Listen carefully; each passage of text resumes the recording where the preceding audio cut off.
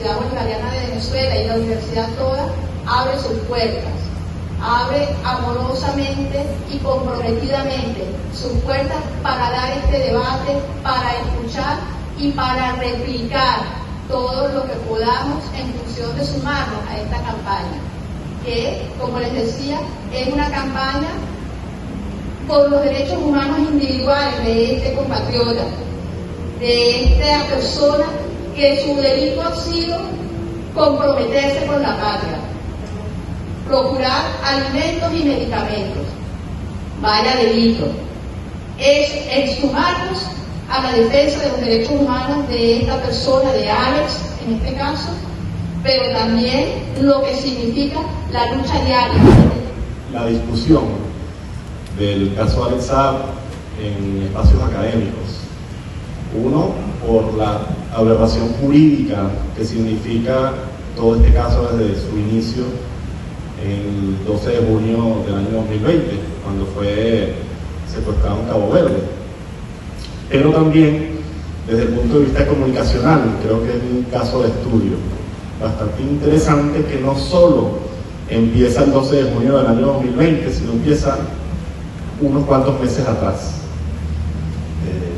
Contra Alex Saab, así como contra Venezuela, contra nuestro comandante supremo Hugo Chávez, contra nuestros dirigentes de la revolución, contra nuestro presidente Nicolás Maduro, ha sido víctima de ataques de la hegemonía mundial comunicacional. Ellos prepararon el escenario durante muchos meses, satanizando a un empresario hecho diplomático, nacido en Colombia, pero nacionalizado venezolano, que cumplía unas funciones diplomáticas importantes y de relaciones en medio de una situación de bloqueo inhumano. Así que fue preparado este escenario desde el punto de vista mediático, con cientos y miles de noticias completamente negativas. Gracias a todos hoy por estar aquí. Quiero agradecer a la rectora, al viceministro, a Roy, a Adriana, a la Universidad Bolivariana de Venezuela, a todos los tuiteros que hoy están aquí y a todas las personas que se han ido sumando. Gracias, quiero agradecerle hoy por recibirme y por escucharme. Hoy es un día muy particular. Hoy Alex en este momento está sentado en una audiencia ante el tribunal, en una audiencia de estatus. Hoy es también el cumpleaños de Mariam, la que Alex le dice la novia eterna de su papi. Y hoy son 623 días que Alex permanece secuestrado por los Estados Unidos. Son 4 meses exactos que Alex, desde que Alex se fue extraído a la fuerza de Cabo Verde a los Estados Unidos. Alex fue secuestrado un 12 de junio del 2020. Desde entonces han pasado demasiadas cosas. Él este día iba rumbo a Irán en una misión humanitaria diplomática, iba con su pasaporte diplomático, con su valija diplomática. Él fue bajado a la fuerza de un avión mientras él hacía una parada técnica, fue bajado a la fuerza y sin orden de Interpol, sin orden de arresto, lo secuestraron. La orden de Interpol llegó el día siguiente y fue anulada 5 días después porque por razones políticas la Interpol no se puede meter. Ellos en el único hueco que tenían en la celda, que era un huequito pequeñito, todos los presos le tiraban las canetas, se dice en portugués, le lanzaban canetas todos los días para que él pudiera escribir a nosotros. La única manera para nosotros comunicarnos era a través de las cartas. Y entonces negarle este derecho a él, este único modo de comunicarnos era otra tortura psicológica también contra él. También cuando a él le ordenan casa por cárcel, esto no era una real casa por cárcel, como trató de decir el supuesto periodista Roberto Dennis de Arroz. Estaba en un cuartico encerrado sin luz, porque toda la ventana de la casa, del su cuarto, estaba encerrado con un panel negro, y la casa estaba rodeada de 100 policías armados. Él no tenía ninguna comunicación con nosotros, solamente a través de los abogados y de las cartas.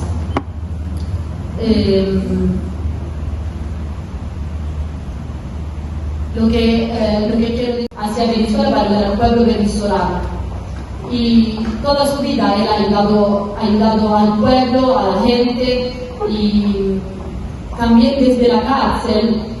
Ahora él tiene derecho apenas a una carta, y eran 12 días que él no se comunicaba con nosotros. La primera carta que él manda, él escribe esto: para mi hermano Luis y mi hermana Katia, aquí hay un preso de 25 años, es un niño, pero tiene un problema grande de crímenes muy grande, tendrá un juicio próximamente y se quiere matar.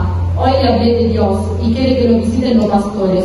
Por favor, dígale a este señor que lo visite, que le traiga una Biblia y le hable. Lo necesita muchísimo más que yo. Su número de peso no lo sé, pero él lo puede averiguar acá. Mándelo urgente, lo quiero. Él siempre se preocupa por lo demás. Él siempre, desde mientras estaba secuestrado, mientras lo torturaba, él se preocupaba de Venezuela. Él le mandaba carta a los compañeros diciéndole, preocupándose de cómo estaba la cosa aquí, de cómo podía ayudar. Y también ahora que él está en los Estados Unidos, está privado de cualquier derecho, él se preocupa, sigue preocupándose de lo demás. Ahora está preocupándose de un preso que él ni siquiera conoce, y solamente por haberle hablado una vez, él trata de ayudarlo y se preocupa por él.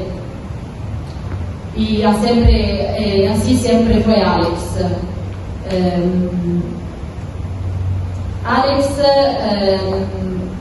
Además, Alex también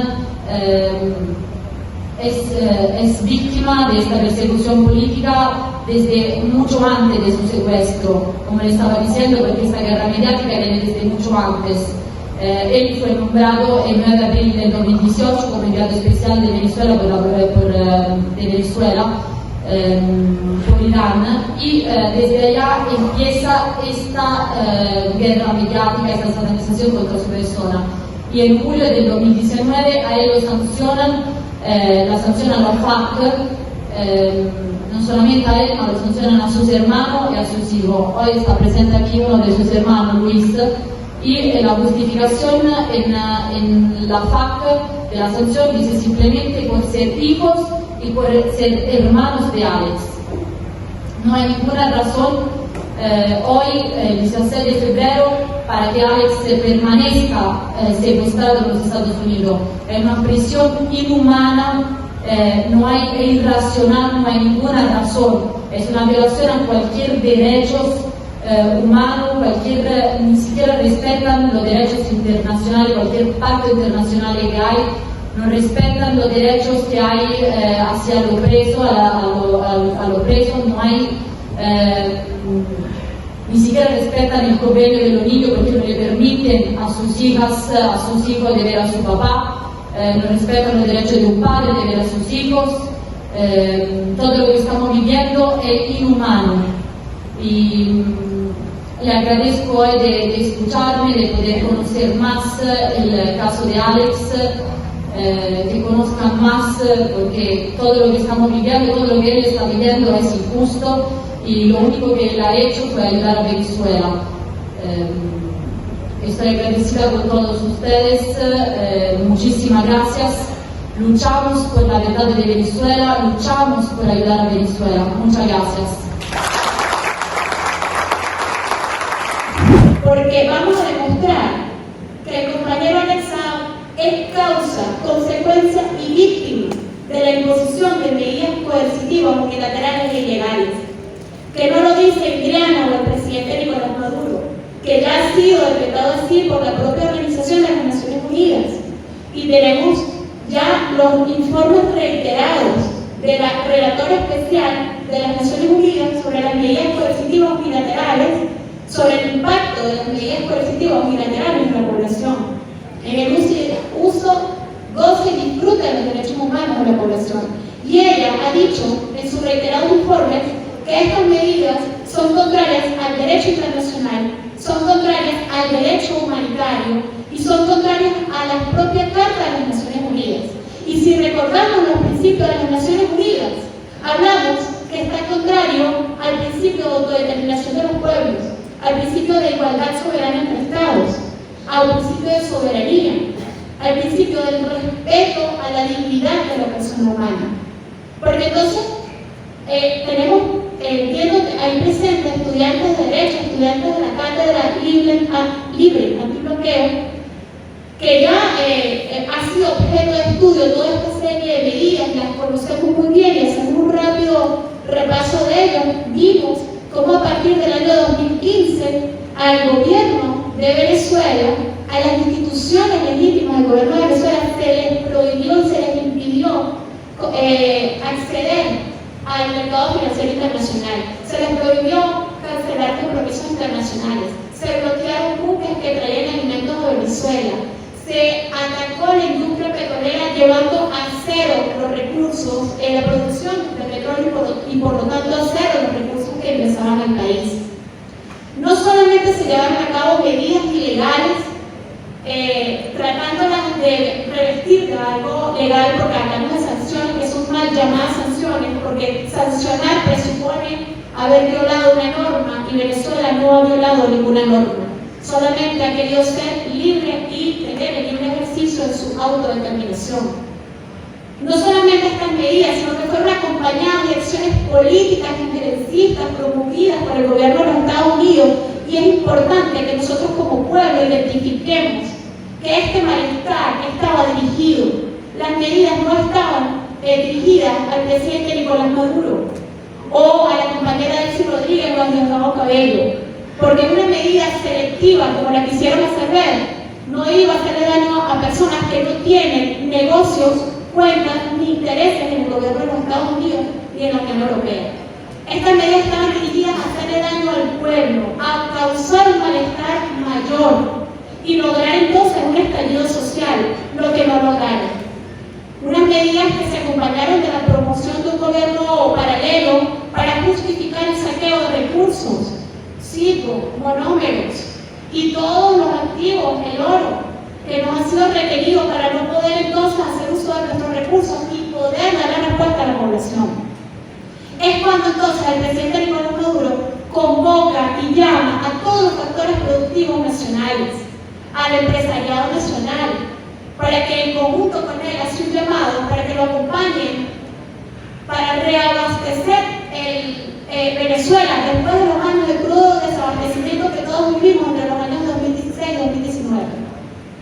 Y entonces es cuando vemos al compañero Alex Saab, uno de estos empresarios y uno de estos compañeros que acudió al llamado del presidente, porque también fuimos testigos como grandes empresas transnacionales e incluso grandes empresarios nacionales pararon su producción y le dieron la plata a Venezuela. Unos porque se sumaron a las acciones injerencistas y al saboteo, y otros porque les dio miedo, porque estaban realmente siendo amenazados. Alex Saab pasó por encima de este miedo y empezó a trabajar con el presidente Nicolás Maduro, y es cuando entonces llega el compañero Alex Saab, que pasa de ser un ciudadano colombo-venezolano, hijo de padres palestinos y libaneses, que por cierto, quiero hacer una especial mención, que el señor Luis Saab, padre del compañero Alex Saab, es defensor de la causa palestina. Es decir, el compañero Alex Saab viene de una educación de solidaridad, seguidor de la escuela estoica, que no es de ahorita, que queremos presentar a un Alex Saab solidario desde que fue secuestrado. Desde adolescente, acompañaba las luchas de su padre, a quien por cierto le murió lamentablemente con 9 días de distancia, murió su padre y su madre, y le impidieron a su familia, al compañero Alex Saab, poder tener contacto con su padre, quien ejercía la lucha activa en defensa de su hijo. Entonces, es este compañero que se acerca al presidente y que en conjunto comienzan Y quiero entonces hacer mención a que vamos a hablar rápidamente del compañero Alexander en tres dimensiones. Hablamos de la primera dimensión, que es la violación a sus derechos humanos. Y aquí hablamos entonces de los pactos internacionales, las convenciones internacionales que se han violado. ¿Por qué? Porque hablamos de una detención arbitraria, y ya lo vamos a demostrar. En el momento de su detención no hubo ningún proceso legal, violándose entonces la Declaración Universal de los Derechos Humanos, violándose el Pacto Internacional de Derechos Civiles y Políticos que prohíbe cualquier detención arbitraria, violando el Pacto Internacional de los Derechos Económicos, Sociales y Culturales, porque no tiene acceso a salud, no tiene acceso a medicinas, no tiene...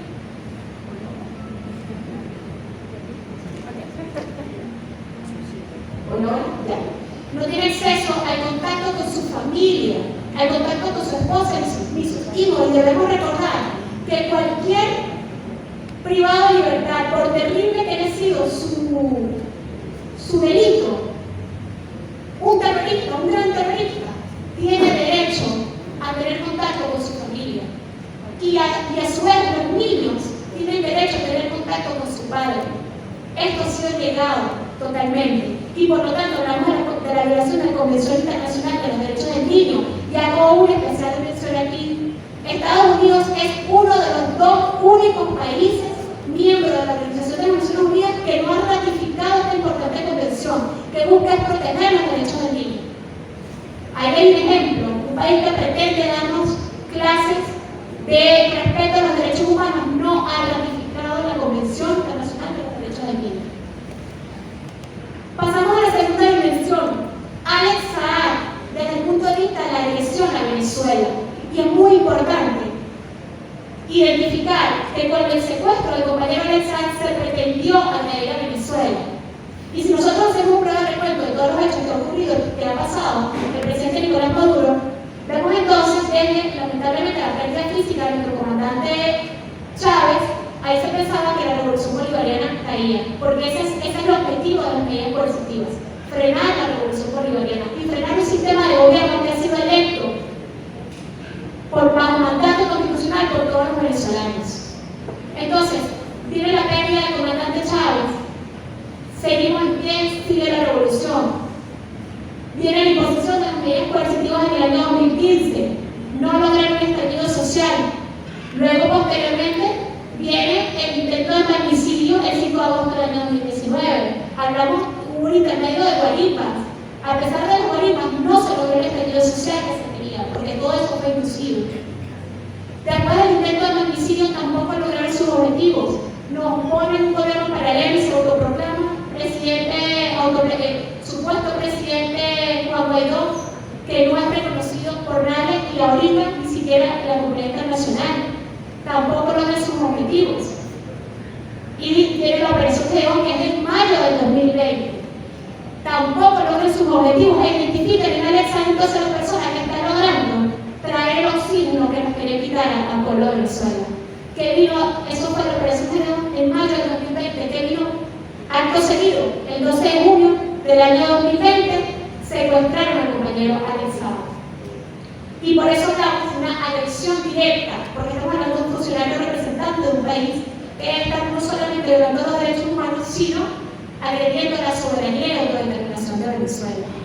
Y luego vamos a la violación del derecho internacional como tercera dimensión, porque entonces es un funcionario que está revestido con una protección internacional especial que se le otorga la Convención de Viena sobre Relaciones Diplomáticas en 1961 y la Convención sobre Personas Internacionalmente Protegidas, que se llevó a cabo después para aumentar esta protección que se le había dado a los funcionarios representantes de un país, que se está protegiendo no a la persona como persona individual, sino a la misión que estaba cumpliendo. Por eso vamos, pido que por favor vamos a pasar esta lámina y vamos a ir a la lámina del que dice 2018, continúa. Pasa, por favor. Pasa. Y llegamos entonces a Alex Saab como nombrado enviado especial de Venezuela. ¿Por qué me devuelvo al 2018? Porque Alex Saab fue nombrado el 9 de abril del año 2018. Es decir, muchas tiempo antes de que ocurriera el secuestro y se ha pretendido hacer ver que él fue nombrado posterior, que el nombramiento fue posterior. Esto no es así y sin embargo existe jurisprudencia en Estados Unidos y nos vamos al tipo de derecho. Nosotros en Venezuela tenemos un derecho positivo escrito, pero el derecho estadounidense es un derecho que prácticamente tiene sentada su base en la jurisprudencia, es decir, las decisiones que toman están basadas en decisiones anteriores, en los criterios jurisprudenciales. Y es criterio jurisprudencial de Estados Unidos que una persona cuando es nombrado por un Estado soberano, como así lo establece la Convención de Viena, y cuando es aceptado por el otro Estado, se manifiesta una relación bilateral que es lo único que exige el derecho internacional. Y al tener esta relación bilateral existe jurisprudencia que dice que debe ser respetado aun y cuando su nombramiento haya sido posterior al hecho por el cual se está señalando. Entonces, es nombrado en el año 2018 y ¿bajo qué argumento legal? Atendiendo a la Constitución de la República Bolivariana de Venezuela, en el artículo 236, en donde le faculta al presidente, no solamente le faculta, es que es obligación del presidente resguardar los derechos fundamentales de los ciudadanos. Se estaba violentando el derecho humano fundamental a la salud, a la vida, a la alimentación. El presidente Nicolás Maduro, haciendo uso de esta Constitución, haciendo uso o aplicando la Ley Orgánica del Servicio Exterior del 2013, que es la ley vigente, que también queremos aclarar esto porque se ha corrido que él no puede ser diplomático porque la ley exige ser venezolano por nacimiento. Eso no es así y lo tenemos establecido en la Ley Orgánica del Servicio Exterior del año 2013. Y el artículo 10 de esta ley le da la facultad al presidente para nombrar a los funcionarios diplomáticos. Y el artículo 26 de la Constitución le da la facultad para dirigir las relaciones exteriores.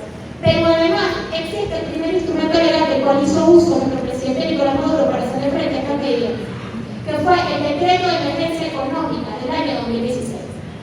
Y este decreto de emergencia económica fue el primer instrumento legal que le permitió entonces a todo el Ejecutivo Nacional acelerar los procesos administrativos y acelerar todas las vías y tomar todas las decisiones que le permitieran a Venezuela traer alimentos, traer medicina, traer combustibles, traer materias primas para poder poner en funcionamiento todo el aparato productivo nacional.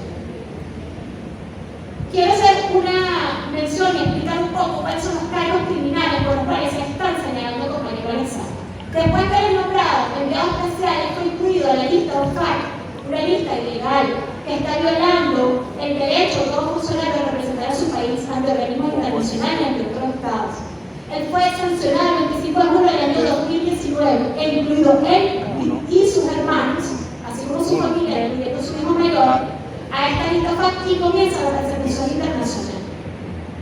A él se le están imputando en ese momento 8 delitos, 8 cargos por delitos económicos o llamado lavado de activos. Y si hay que estudiar el derecho, debemos hacer una reflexión. ¿Qué presupone el delito de lavado de activos? Necesariamente presupone un origen ilícito de los fondos. No podemos hablar de lavado de activos porque no hay un origen ilícito de los fondos. Pues el origen ilícito de los fondos que pretenden hacer ver son los recursos del gobierno bolivariano de Venezuela que se hizo uso para la compra de alimentos. Pero más grave aún, ninguno de los cargos que se le están imputando o que se le imputaron al compañero de Estados Unidos tiene que ver con la compra de alimentos.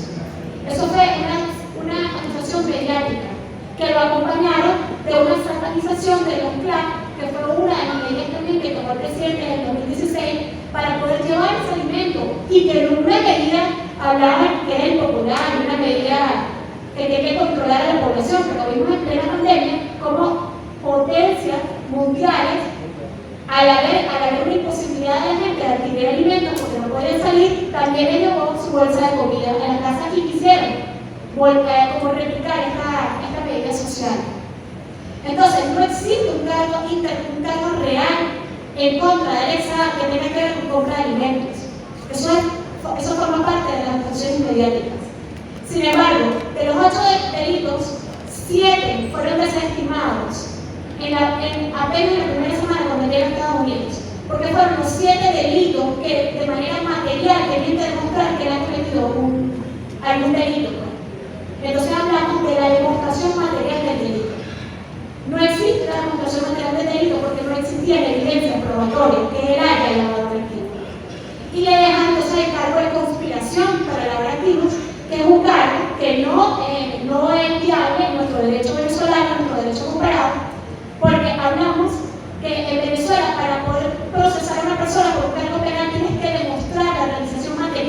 delito.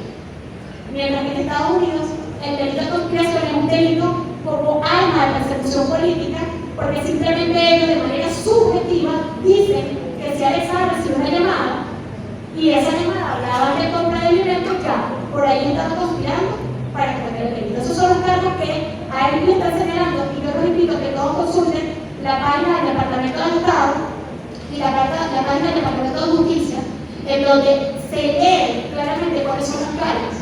Y hablamos entonces aquí de los conceptos de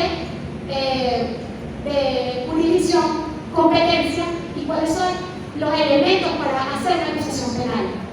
Para hacer una acusación penal nosotros tenemos que tener elementos subjetivos y objetivos. El elemento subjetivo es la identificación de la persona. El elemento objetivo tienes que identificar el hecho, determinar hora, tiempo, lugar en que se cometió el hecho, contra quién fue el afectado. El Departamento de Justicia de Estados Unidos habla de fechas probables, que Alex Saab se dice, se presume que entre los años 2011 y 2015 firmó un contrato corrupto. ¿Quién es Estados Unidos para decir que firmó un contrato corrupto? Si son nuestras instituciones venezolanas que tienen la única potestad, y estamos hablando de la jurisdicción, del principio de jurisdicción y competencia, entonces Estados Unidos pretende hacer una tutela de Venezuela, que es lo que ha pedido la oposición, que vengan a tutelar los procedimientos internos. Y bueno, ya se hizo un breve recuento. El compañero Alex Saab, a pesar de todo esto, es investido de esta protección internacional en función de todo este marco legal. ¿Para qué? Para proteger la misión que en este momento vestía seguridad de Estado. Y ahí hablamos entonces del compañero presidente Nicolás Maduro, y quiero responder muchas preguntas que se hacen. ¿Por qué no conocíamos a Alex Saab si era diplomático? ¿Por qué no se conocía como se conocía a Jorge Rodríguez o al compañero Felipe Plasencia en estos momentos? Bueno, porque precisamente Alex Saab es nombrado diplomático en medio de una coyuntura y para ejercer una misión especial que era seguridad nacional, que no quiere decir que no fuera ilegal. Sí, entonces vimos como nosotros nos interceptaron los buques de combustible en Estados Unidos, atravesó sus buques y nos robaron los buques de combustible que venían de Irán. Si la misión de Alex Saab como diplomático era pública, la iban a interceptar, y no se lograba lo que se logró. Él logró traer alimentos para la medicina. Por eso, a partir de ahí, se habla entonces de la protección a la misión, y viene el 12 de junio del año 2020, cuando él viaja a Uruguay, uno de sus tantos viajes, para lograr completar nuevamente combustibles, alimentos, y bueno, fue detenido sin ningún tipo de orden de detención. Bájalo, por favor. Quiero hacer ver aquí lo que ven a mano izquierda, que dice el 13 de junio del año 2020, es la notificación roja de Interpol. Es decir, no existía notificación roja de Interpol el 12 de junio del año 2020. Y este es el único instrumento legal por el cual se arroja o verde para justificar su detención en base a una orden de captura internacional. Y debo aclarar, la notificación roja de Interpol no es una orden de aprehensión, es una alerta, es una alerta de los policías para detener preventivamente a una persona. Sin embargo, lo detuvieron sin la notificación roja, pero además lo detuvieron sin una orden de aprehensión válida tampoco, porque como lo decía la compañera Camila, esa apareció 9 meses después de estar secuestrado. Y por eso entonces se constituye un secuestro. No hay detención legal. Ahí entonces violamos la Declaración Universal de Derechos Humanos y todos los pactos internacionales en materia de derechos humanos al ser una detención arbitraria. Ahí dentro de la notificación roja hay una pequeña, bueno, no sé si se logra apreciar, adentro está la fecha del 6 de junio. Continúa, por favor. Y ahí vinieron 491 días de violación al debido proceso, de sometimiento a torturas, y ya la compañera Camila Fabri hizo un relato detallado, pero importante es que la justicia estadounidense buscaba un acuerdo de una declaración voluntaria de extradición y llegar a un acuerdo, lo que llaman el acuerdo. Y es importante aquí conocer el sistema de justicia estadounidense cuando decimos que Estados Unidos tiene un sistema represivo y condenatorio principalmente. Estos acuerdos no logran a través de torturas y sometimientos físicos y amenazas, para que la persona se declare culpable y lograr entonces obtener una declaración en contra de Venezuela. Esta fue la razón real. ¿Qué ocurrió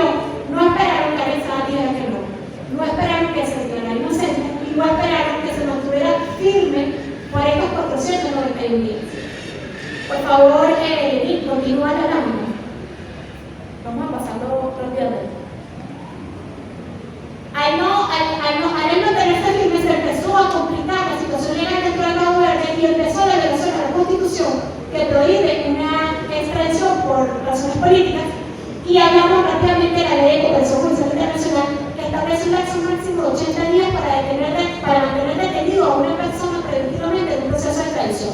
Un proceso de extradición es un proceso expedito. Alex Saab pasó 223 días en una celda, es decir, que superó con 13 a 80 días. Pero no solamente no lo detuvieron, sustituyeron a Mega por su supuesto arresto domiciliario en condiciones que la sentencia o la decisión judicial decía que tenía que tener contacto con su familia, que le tenía que permitir asistencia de salud, medicamentos, nada de eso se cumplió. En vez de liberarlo porque ya había superado los 80 días, porque ya había superado la normativa legal, lo pasaron a un supuesto arresto domiciliario que continuó el sitio de reclusión bajo tortura, bajo golpes, bajo amenazas y en condiciones inhumanas.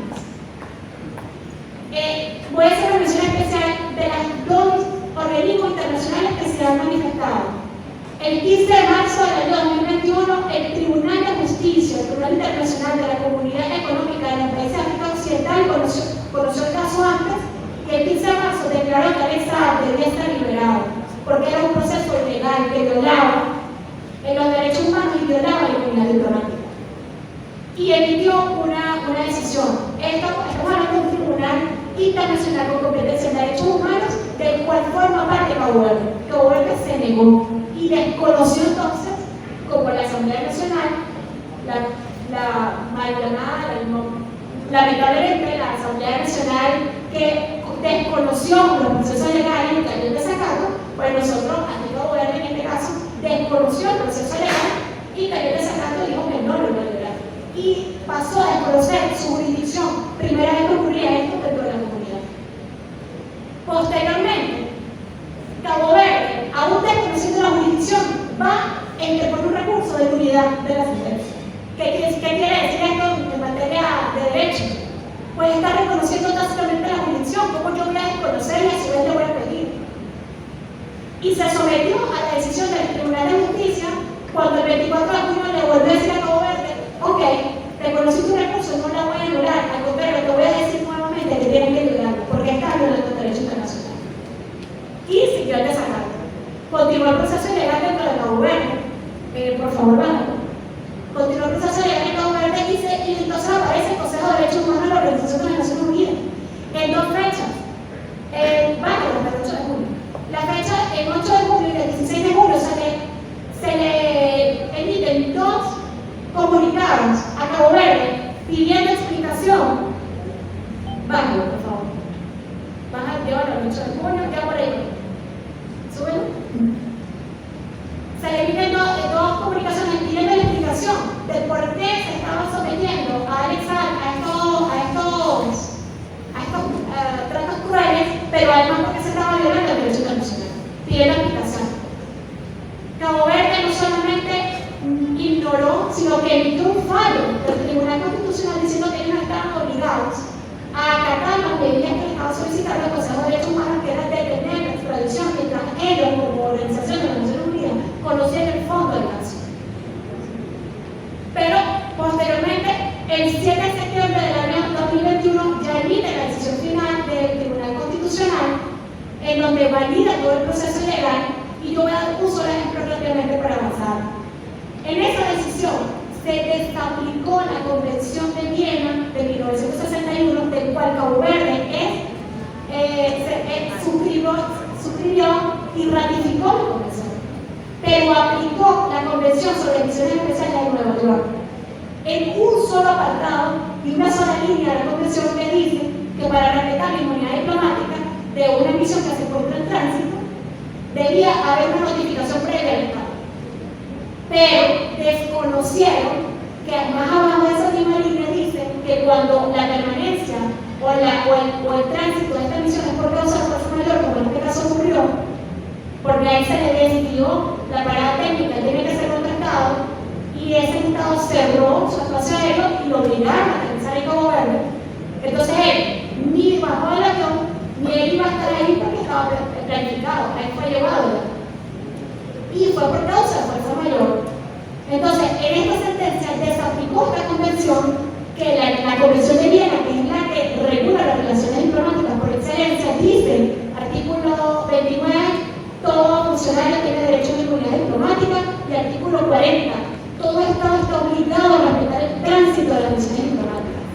Todo tercer Estado, Estados Unidos incorpora un tercer Estado de la relación diplomática venezolana. Y aparece que entonces el 15 de octubre el Consejo de Derechos Humanos hace pública ya una sumada de comunicaciones que fueron firmadas por un grupo especial y un grupo de trabajo y 4 relatorías especiales. Y le exigió a Cabo Verde ya dar de manera formal la explicación jurídica del por qué Alex Saab estaba siendo detenido y estaba siendo torturado.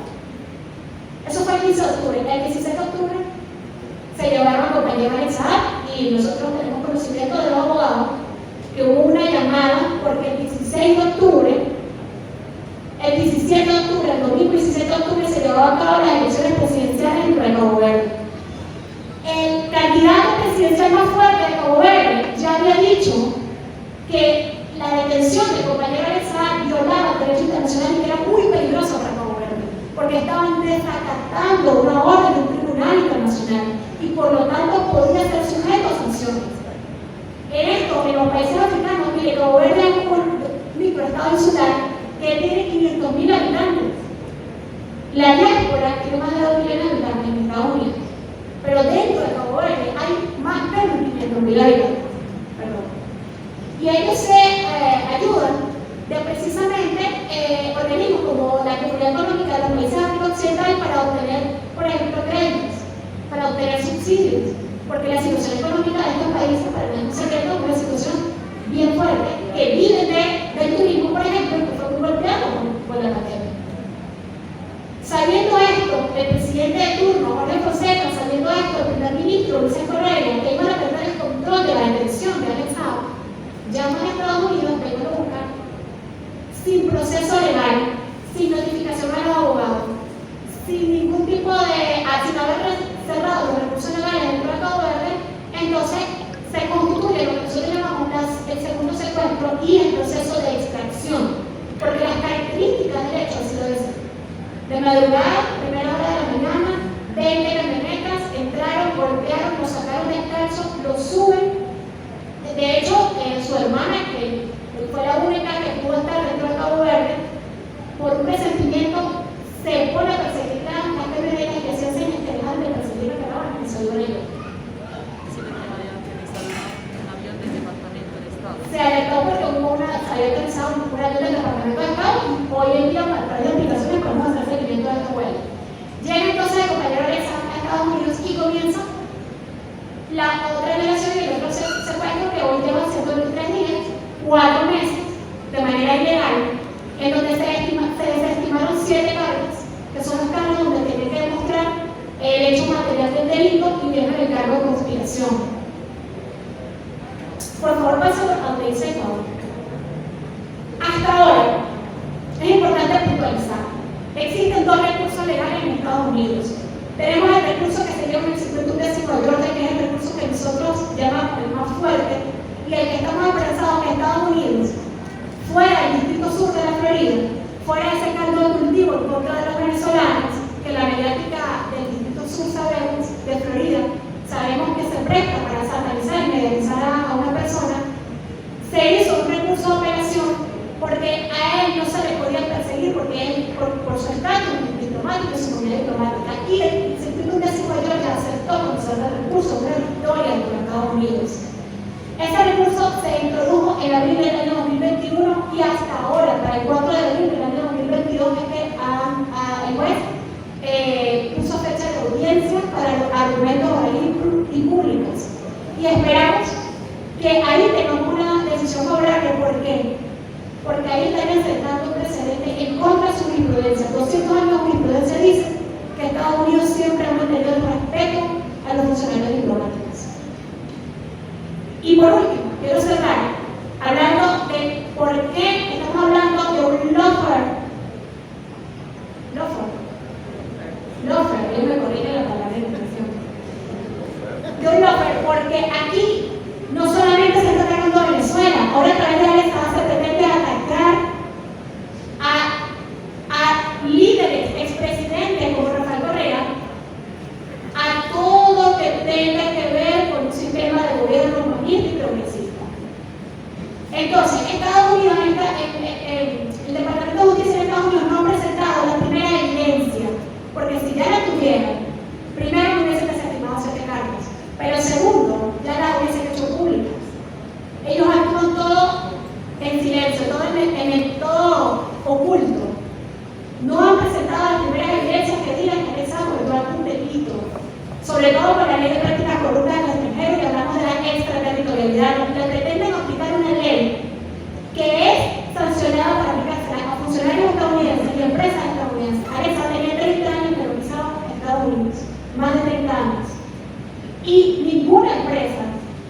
que tenga domicilio en Estados Unidos tiene que ver con el examen.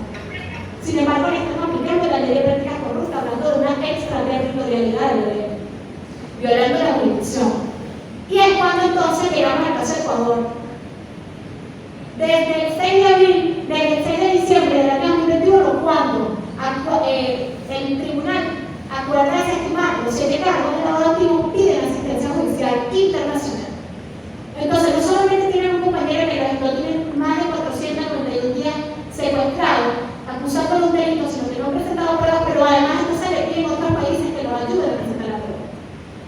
Y esa asistencia judicial que se la piden precisamente a los países que son contentes con las acciones imperiales, Ecuador y Colombia. Y entonces ahí ocurrió el presidente de la Comisión de Fiscalización de la Asamblea Nacional de Ecuador, en donde se montó a elaborar un expediente que ya fue denunciado por los propios asambleístas de Ecuador. La plenaria de Ecuador dijo que Fernando Villavicencio, como presidente de la Comisión de Fiscalización, elaboró un informe personal cerrado que no pasó por la plenaria de la Asamblea Nacional. No pasó por la plenaria de la Asamblea Nacional de Ecuador, no fue aprobado, no fue una decisión del poder legislativo de este país. Sin embargo, él, aprobándose este poder, fue a Colombia y presentó este informe llamado Caso Sucre Overclones, en donde pretenden hacer ver entonces que no solamente anexa que el presidente Hugo Chávez, en conjunto con el expresidente Rafael Correa, crearon todo este sistema perverso para únicamente ellos lavar más de 2.000 millones de dólares. Imagínense ustedes. Eso es lo que dice ese informe. Que hace señalamientos, por ejemplo, personales a Rafael Correa, personales a Piedad Córdoba como la lobista de Venezuela. Es decir, un informe que fue desestimado y deslegitimado por los asambleístas de Ecuador. Sin embargo, fue recibido por el presidente Iván Duque y fue presentado inmediatamente al Departamento de Estado de los Estados Unidos para que sea presentado como evidencia de los acusados. Imagínense ustedes la evidencia que van a presentar. Entonces, aquí debemos haber sentado y rápidamente, en este caso sirve rectora para ser incorporado como objeto de estudio en las cátedras de derecho.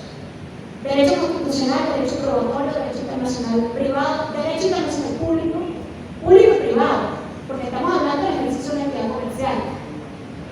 Y además las cátedras, por supuesto, piloteo, porque a profundidad pudiéramos, pero rápidamente queremos saber que aquí lo que se está en presencia de la instrumentalización de la justicia, del uso de delitos, los supuestos delitos de corrupción como arma de guerra, como persecución política, y que el único objetivo es hacerle daño a Venezuela, hacerle daño al presidente Nicolás Maduro como institución, a Venezuela como institucionalidad, por el único objetivo de tener el control político y el control de los recursos de Venezuela. Por eso mi llamado es a seguir investigando. Estamos absolutamente a la orden para profundizar los temas y profundizar cada uno de los argumentos. Muchísimas gracias por su atención y bueno, Frida Alexao.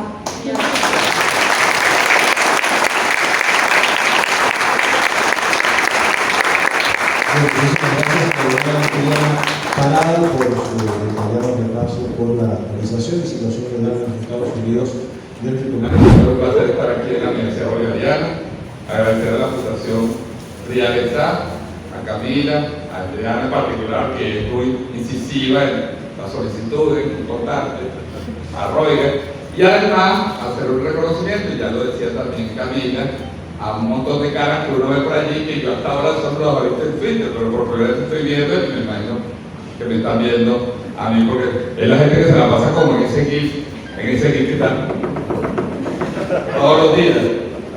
Ese grupo de combatientes, de guerreros de las redes sociales, guerreras de las redes sociales, que han hecho de esta campaña algo extremadamente importante para el país.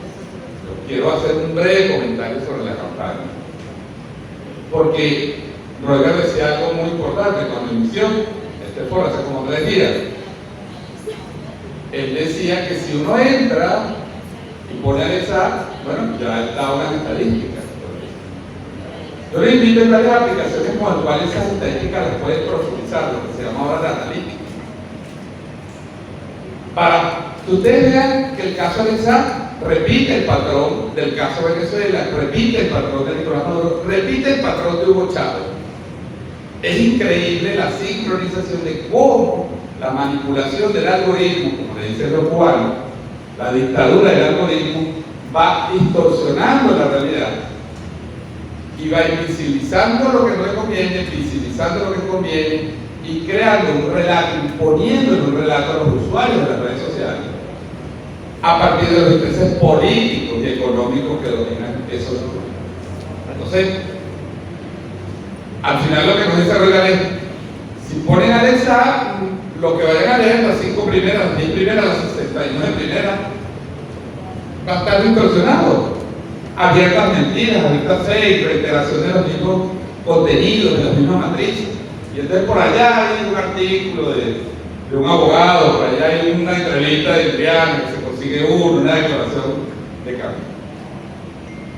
Por eso es tan importante lo que ustedes vienen haciendo en las redes sociales de Venezuela. Es pionero, y yo quisiera en este comentario vincularlo también con algo que se ha hecho antes. Miren, Nelson Mandela estuvo 27 años preso. O Carlos Rivera estuvo 36 años preso. Alexa no va a estar 36 años preso, ni 27 años preso. Alexa lo vamos a sacar pronto.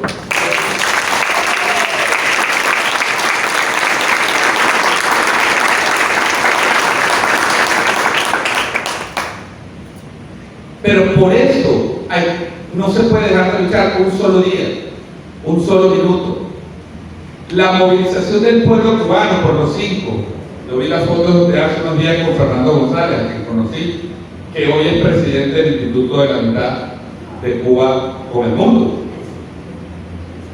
Conocí a Oscar López Rivera y sus historias, y es sincrónico. Cuando el imperialismo usa a una persona, indistintamente de su origen, posición política o económica o estatus diplomático, usa eso. Ah, bueno, qué bonito, mira aquí un regalo.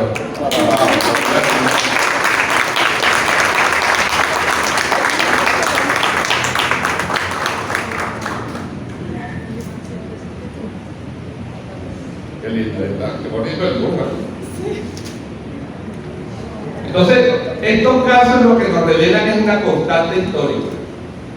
Ya lo decía Adriana, la ley es distorsionada, es instrumentalizada para lograr objetivos políticos y económicos. Y eso es lo que está de fondo y es lo que me quiero referir. El contexto de la detención de Alexa. Ya se ha hablado un poco, ya lo decía Rodrigo un poco, ya lo decía también Adriana. Yo quiero hoy repetir un contexto, el contexto de las medidas coercitivas unilaterales, el contexto de las agresiones, pero también quiero ubicarnos en el presente. Y quiero que el mensaje de este foro de hoy, me gustaría pensar que es así, es un mensaje de combate y de lucha. Por más agresiones, por más tragedia, por más dolor que hayan causado en la familia, en la persona y en la humanidad de Alexa, lo más importante es que como pueblo hoy conozcamos esa realidad, conozcamos ese caso, conozcamos que ese caso forma parte de las agresiones a nuestro país y nos solidaricemos y nos sumemos a la campaña por su liberación, que es para mí un objetivo nacional. Lo ha dicho el presidente de la República, lo ha dicho el presidente de la Asamblea Nacional, lo ha dicho el vicepresidente del Partido Socialista Unido de Venezuela, lo ha dicho el liderazgo de la Revolución Bolivariana. Alexa para nosotros significa un símbolo de combate y de resistencia, y así tenemos que verlo. Y felicito también a quienes llevan su defensa en Estados Unidos y quienes llevaron su defensa en Cabo Verde, porque ha sido una batalla que va a sentar historia, yo lo decía Adriana, en el derecho, rectora, en la jurisprudencia, y hay que convertirse en un caso internacional que sea conocido por académicos, por estudiantes, por abogados, por gremios, porque es criminal lo que se ha hecho contra Alexa. Hace 1 año y 4 meses se aprobó la ley antibloqueo. Ojalá todos la lean, los que no la hayan leído. Y en esa ley, una de las cosas que se creó es un Observatorio Nacional de Medidas Coercitivas Unilaterales para hacerle seguimiento a este tema. Así que esta presentación mía de hoy es cortesía del Observatorio Nacional de Medidas Coercitivas Unilaterales, a quien invito a visitarlo en la página web www.observatorio.gov.be. Lo que se le ha hecho a Venezuela: 502 medidas de sanciones, medidas coercitivas unilaterales o sanciones directas contra personas, entre otros Alex Saab y su familia, sus hijos, sus asociados, el presidente de la República, la vicepresidenta de la República, el presidente de la Asamblea Nacional, el presidente, ya vamos para allá, el presidente del TSJ, la que fue, la que la siguió y todavía no metió al actual presidente del Poder Electoral, las rectoras, ex rectoras del Poder Electoral, que tienen una sancionada por la FAC. Y cuando uno lee la sanción, para hacer una regresión ahí, Sandra, el texto de la medida de sanción contra las rectoras y rectores del Poder Electoral es porque hicieron una elección de una asamblea constituyente. Es decir, porque esa elección contribuyó a fortalecer la dictadura. Imagínense eso, ese es el lenguaje de la FARC.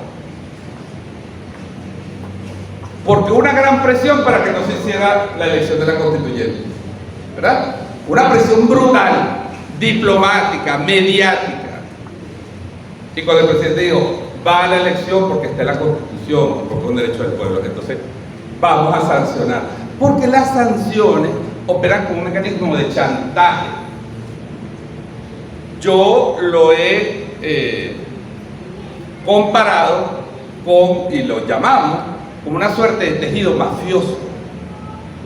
Es más lo que no dice que lo que dice, ya se actúa la mafia. Todos vimos El Padrino. Te tengo un prato que no vas a poder rechazar. Claro, si lo rechazas, te pegan un tiro. Entonces las sanciones son así. Eso que los abogados llaman el overcompliance, el sobrecumplimiento, es el chantaje. O haces esto o te castigo. O haces lo que yo quiero o estás sancionado y no puedes viajar, no puedes negociar, no puedes comerciar. Y ojo, te podemos detener en cualquier aeropuerto y meterte preso por 2 años, 3 años y torturarte. Porque el caso Alexa tiene también otra connotación, el contexto de las sanciones y el bloqueo. Era un mensaje a todos los empresarios venezolanos y extranjeros. Se buscó castigar con un ejemplo. Por eso el ensañamiento, por eso la maldad, por eso la violación de los derechos humanos, por eso no reparan en familias, en esposas, en hijos, en hijas, en padres enfermos, en madres. Porque la cosa es, si tú haces lo que yo no quiero que hagas, te va a pasar eso. Y quisieron y han querido convertir a Alexa en un símbolo de lo que le puede pasar a cualquier empresa que trate con un gobierno que está perseguido, sancionado y que está sometido a la agresión más brutal que haya habido en nuestra historia. Entonces, hay 30 países que tienen medidas coercitivas unilaterales. En la Asamblea General de las Naciones Unidas participan 195 países. Solo hay 30 que tienen medidas coercitivas unilaterales directas. Entre esos, por supuesto, como no, Cuba, Siria, Irán, Rusia, China. Extraño, ¿verdad? ¿Qué les parece? Que ahora toda esa gente sí está sancionada, pero hay varios países africanos, Mozambique, Argelia. A Angola la sancionaron porque se estaba liberando en los años 70 del colonialismo portugués. Entonces la sancionaron porque querer ser independiente. A Mozambique por querer ser independiente. A Yugoslavia la sancionaron como parte de un plan para invadirla y picarle pedacitos, como hicieron, ¿verdad? Entonces había una dictadura en Yugoslavia y todos querían ser, cada cuadra quería ser una nación en Yugoslavia.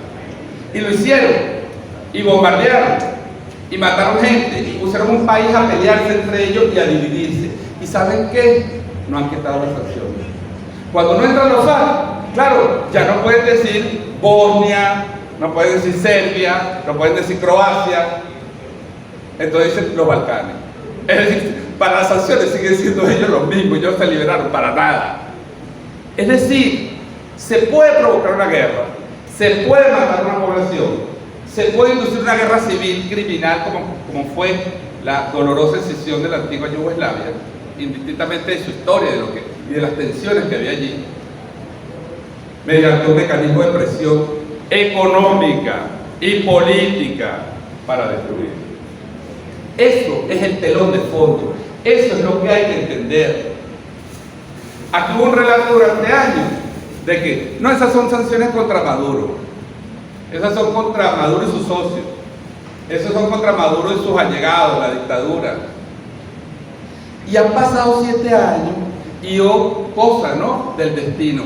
Hoy, los mismos que hace 7 años decían que no habían sanciones, los mismos que no rechazaron el decreto Obama y se burlaban de la marcha que hicimos y de la recolección que hicimos en el año 2015, ¿verdad, María Alcira? Se recogieron 6 millones de firmas entre Venezuela y el extranjero contra el decreto Obama. Y se burlaban. Es un decreto por allá, pero eso es contra Maduro. Bueno, hoy gran parte de eso dicen, oye, como que era verdad, chicos. Entonces pasamos 7 años donde los medios, las redes sociales, los que imponen a través de los algoritmos y la manipulación mediática sus opiniones, nos decían que aquí no había sanciones. Hola, ¿cómo está? ¿Verdad? Una de las que más ha denunciado esto, mi querida Laila.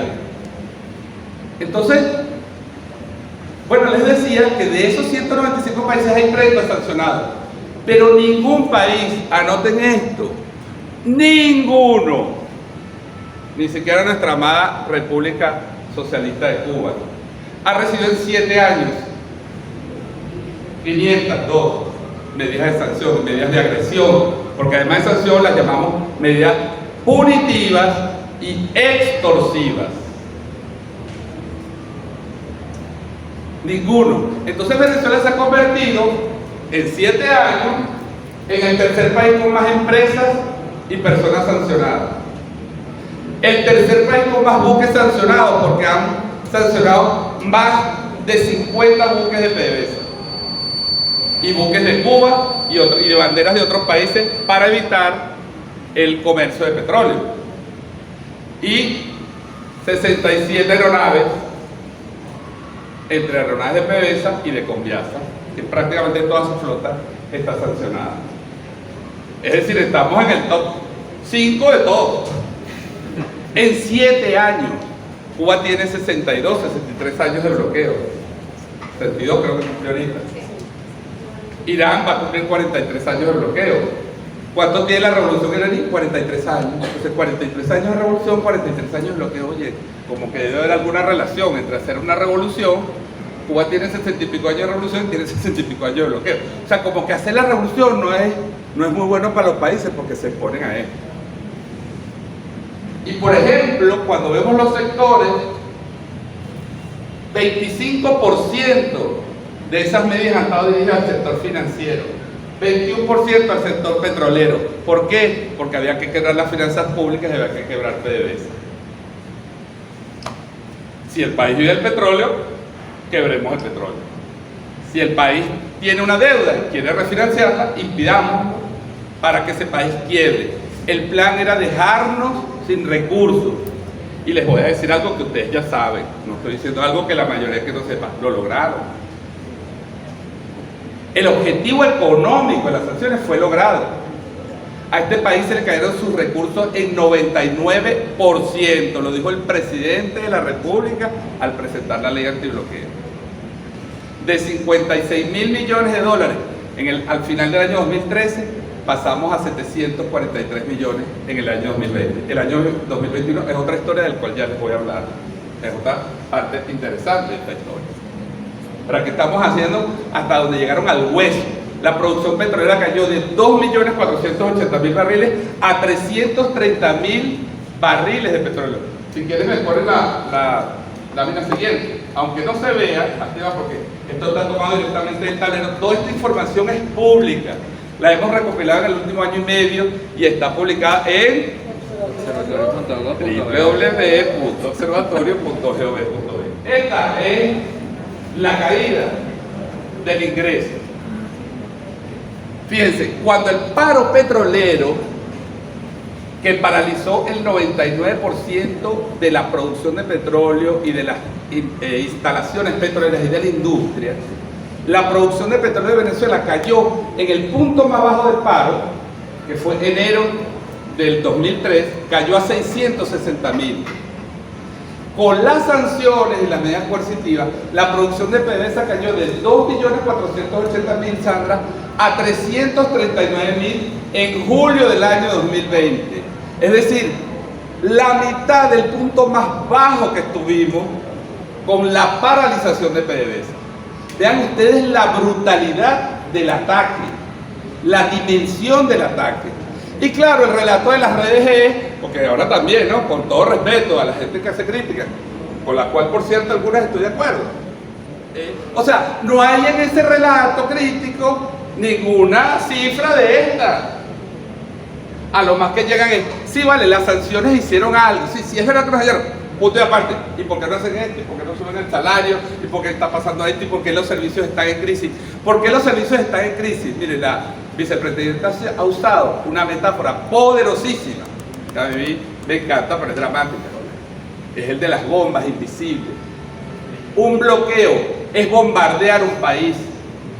Cada sanción es una bomba sobre la salud, sobre la alimentación, sobre las refinerías, sobre los sistemas de distribución de agua, porque no podemos traer repuestos. Nosotros tenemos cartas de las empresas europeas, que incluso aquellas que se atrevieron a llevar el repuesto para el sistema eléctrico, el repuesto para las turbinas, y dicen, mire, yo quiero mandarles repuestos, pero las navieras no quieren ir a Venezuela.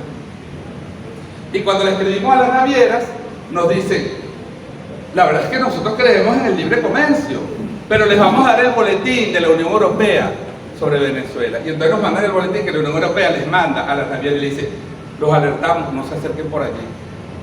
Es decir, ellos no están prohibiendo, ellos no están diciendo, los alertamos. El lenguaje de la mafia, el lenguaje del chantaje, y es lo que quisieron hacer con Alexa y no lo lograron. Porque al ponerle la lista FARC era señalar, mira, ya sabes, ¿no?, lo que te puede pasar. Y Alex y otros empresarios, solo que con él quisieron escarmentar a todos, se atrevieron a romper el bloqueo. Por eso es tan importante que no decaiga esta lucha. Por eso es importante que esta información llegue, todo lo que han dicho los compañeros aquí, a cada hogar de Venezuela, que sea de oposición, o sea del chavismo, o sea neutra, dependiente, desencantado, crítico, lo que sea, porque es la verdad.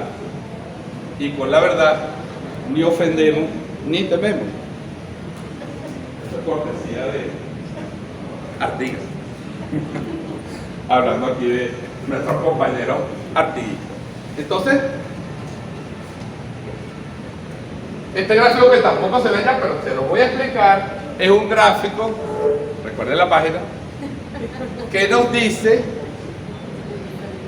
que Estados Unidos, como lo prometió Donald Trump,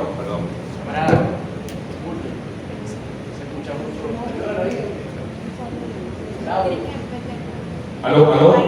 Ahí, ok, perdón. Donald Trump, que asumió con una pasión inaudita la agresión a Venezuela, Obama diseñó el marco legal, el decreto Obama, y nos declaró amenaza inusual y extraordinaria. Y la historia política y legislativa de Estados Unidos dice que cuando una nación es declarada amenaza inusual y extraordinaria, el gobierno de Estados Unidos, comprensiblemente, se reserva hacer cualquier acción para destruir esa amenaza. Porque no es que seamos una dictadura para elegir Estados Unidos, eso es para los tribunales. Para el Estado de Norteamérica nosotros los amenazamos. La existencia de la revolución bolivariana, ellos lo ven como una amenaza a su seguridad, lo justifican. Y a partir de ahí autorizan al presidente de Estados Unidos a hacer cualquier cosa. Detener arbitrariamente, violar derechos humanos, bloquear alimentos, bloquear medicinas. Cuando el presidente dice, compañeros y compañeras, porque no puede decirlo todo públicamente, no puede informar al país de todos los pasos que se han dado para poder enfrentar el bloqueo. Cuando el presidente usa esa frase, hay muchas cosas que se han hecho y en silencio tenían que ser.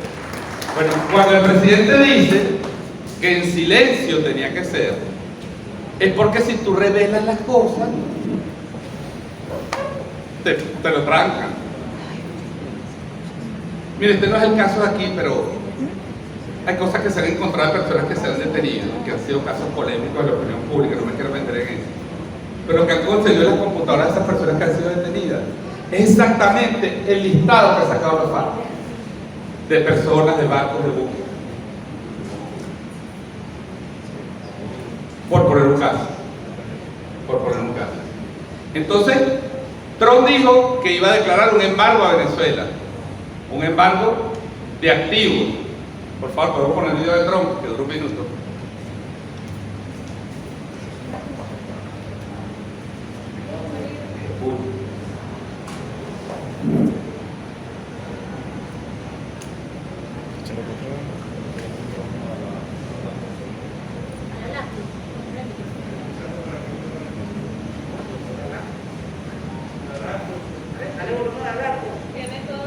Tiene todo el volumen, sí. Falta algo allí. Si no, yo se lo cuento, no pasa nada.